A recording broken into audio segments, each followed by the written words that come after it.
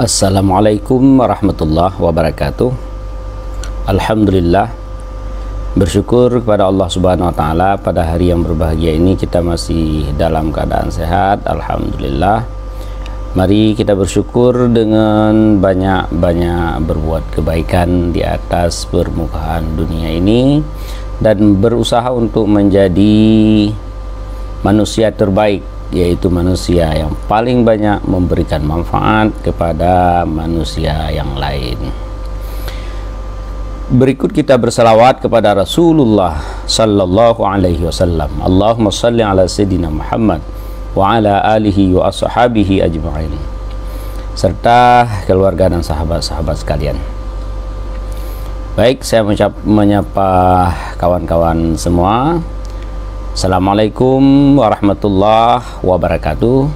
Semoga kita semua selalu dalam keadaan disayangi, diberikan karunia oleh Allah Subhanahu wa taala. Kawan-kawan semua, baik, pada pertemuan kali ini kita akan bincang-bincang ringan terhadap penyakit-penyakit yang mendera tubuh kita, khususnya kita orang-orang Aceh dan orang-orang Indonesia dewasa ini, yaitu salah satu penyakit yang paling banyak menyerang kita melihat penyakit fisikal adalah penyakit darah manis atau disingkatkan dengan DM. Darah DM itu adalah suatu kondisi di mana kadar gula atau glukosa di dalam darah kita sudah over, sudah tinggi, sehingga menyebabkan beberapa masalah serius yang akan menimpa orang yang masalah dengan kadar gula yang tinggi tersebut. Sebenarnya pada dasarnya glukosa atau kadar gula atau manis di dalam badan kita itu diperlukan sebagai bentuk energi agar kita bisa bergerak, bisa melakukan kegiatan-kegiatan yang banyak. Apabila kadar glukosa di dalam darah kita maksimal dalam artian yang stabil. Tapi permasalahan orang yang disebut dengan DM sekarang adalah glukosa yang sudah kacau.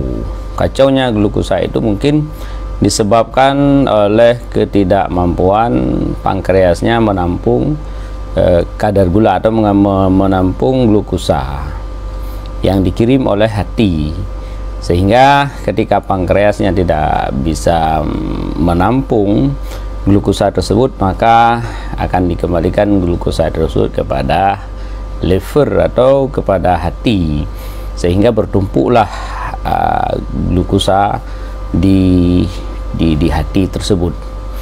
Dan ketika sudah bertumpuk di hati, maka hati atau liver itu akan kebingungan sehingga dia tidak tahu kemana lagi harus dibawa, dan akhirnya karena hati yang bertugas untuk mengirim seluruh kebutuhan yang ada di tubuh badan kita, maka secara tidak sengaja, secara otomatis glukosa yang sudah banyak akhirnya tertumpahkan sendiri ke dalam darah orang yang terserang oleh DM tersebut.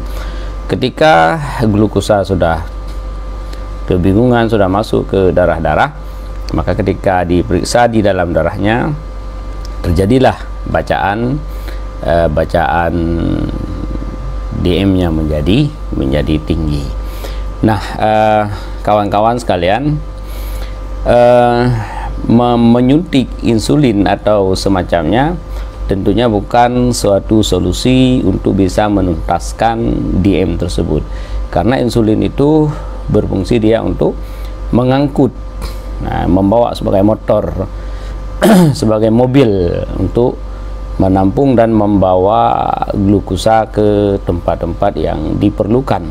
Sementara pankreasnya sudah penuh, bahkan hati yang bukan tempat menampung pun sudah penuh, sehingga insulin itu hanya bisa menampung seperti layaknya truk menampung bahan-bahan di dalamnya yang tidak mau harus ditumpahkan kemana. Jadi bukan menyuntik insulin yang solusi terbaik. Nah, kawan-kawan semua, lalu apa yang bisa kita lakukan? Tentunya yang paling penting kita lakukan adalah memperkecil masuk glukosa ke dalam tubuh badan kita. Nah, yang diantaranya kurangi makan nasi, kurangi bahkan hindari makanan-makanan yang manis, apalagi manis buatan. Dan yang paling berbahaya sekarang makanan yang kita makan adalah gula pasir, ya, gula pasir. Kenapa? Karena gula pasir itu dia manis buatan yang walaupun diambil dari tebu atau lain sebagainya, tapi dia sudah diolah secara kimiawi, dan itu yang menyebabkan permasalahan besar di dalam kehidupan kita. Nah, kadang-kadang ada kita mendengar orang yang yang dia melarang orang setelah makan yang berat, setelah makan nasi, apalagi nasi itu dimakan dengan daging, ya, baik daging lembu, daging kambing atau lain dan sebagainya. Dikatakan bahwa jangan minum teh karena teh itu berbahaya setelah makan makanan yang berat. Padahal kawan-kawan semua, bukan tehnya yang bahaya. Teh itu adalah daun-daunan yang kandungan di dalamnya penuh dengan obat, dan dia termasuk bahagian daripada herba pula. Tetapi masalahnya adalah manis, teh manis. Jadi gulanya itu yang masalah. Silakan minum teh, bahkan akan jadi obat, mungkin akan jadi pelancar yang bisa mudah mengeluarkan daging. Ya, setelah kita makan dipermudahkan untuk masuk ke dalam setelah sampai ke dalam perut kita, dipermudahkan untuk bisa dikeluarkan lewat usus. Nah, tapi manisnya itu yang bermasalah, manis. Orang kita menggantikan teh manis dengan dengan mentimun, ya. Dia ambil mentimun, kemudian dia blender atau dia purut mentimun tersebut, lalu mentimun itu dikasih gula pula yang manis. Pada hakikatnya itu juga masih bermasalah. Mentimun memang bisa menjadi obat untuk bisa menurunkan kadar gula mungkin dan lain sebagainya, karena dalam mentimun itu penuh dengan alkali. Jadi baguslah makan mentimun, tetapi masalahnya bukan yang kita makan bukan mentimun biasa, tetapi kita telah menaruh gula pasir atau gula putih. Nah, kawan-kawan sekalian, jadi kembali kepada persoalan kita, itu yang pertama. Sehingga guru kami memberikan sebuah pesan, apabila ada orang yang bermasalah dengan DM, kemudian dia mengatakan DM-nya tinggi, minta untuk diobati, minta petunjuk untuk obat apa yang dimakan, maka guru kami berpesan, yang pertama, larang dia jangan makan nasi pada waktu malam. Apabila dia makan nasi pada waktu malam, maka jangan kasih obat, karena harapan untuk sembuh itu sangat kecil, manakala orang yang masih mempasok ke kadar glukosa yang tinggi ke dalam tubuhnya, apalagi ketika malam hari yang sedikit gerakan-gerakan yang akan dilakukan untuk bisa membakar gula tersebut. Kawan-kawan yang saya cintai, kita jaga kesehatan kita. Ada herba yang dibuat oleh HPA International yang alhamdulillah mudah untuk digunakan dan alhamdulillah sangat efektif untuk bisa menurunkan gula. Tetapi ingat, tetap jangan dilakukan pemasokan gula yang tinggi. Makan nasi jangan terlalu banyak, dan makan nasi jangan dimakan pada waktu malam. Kemudian jangan terlalu banyak mengkonsumsi gula pasir. Bahkan untuk orang yang DM-nya sudah tinggi, mengkonsumsi madu saja sudah bermasalah. Nah, kawan-kawan semua, ini ada dua herba yang bisa dikombinasikan, digabung dua herba ini. Yang pertama insulin, ini insulin 2. Insulin ini bisa digunakan dengan hanya spray saja di lidah, di bawah lidah. Spray di bawah lidah 1 hari 3 kali sebelum makan atau sesudah makan juga boleh. Kemudian yang paling baiknya ini disuplai lagi ke dalam air yang diminum seharian itu, yaitu sekitaran 1,5 liter. Jadi spray ini 3 kali.